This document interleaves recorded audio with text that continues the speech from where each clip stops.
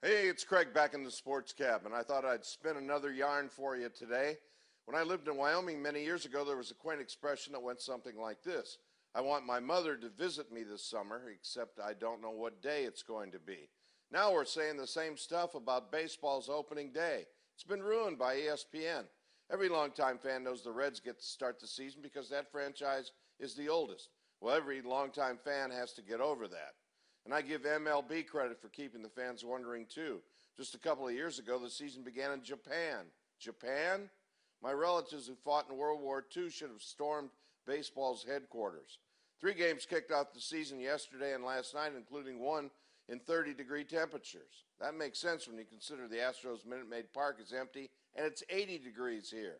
Baseball's opening is always special, and throw in a threat of snow and you've really got something.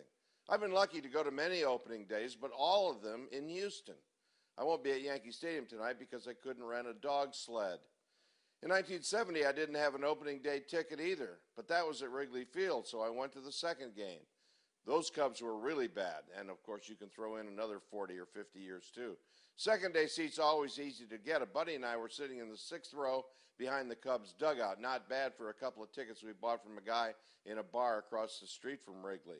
Well, at the 4th inning or so, Glenn Beckert of the Cubs was trying to move a runner over, so he bunted and fouled a pitch right to me.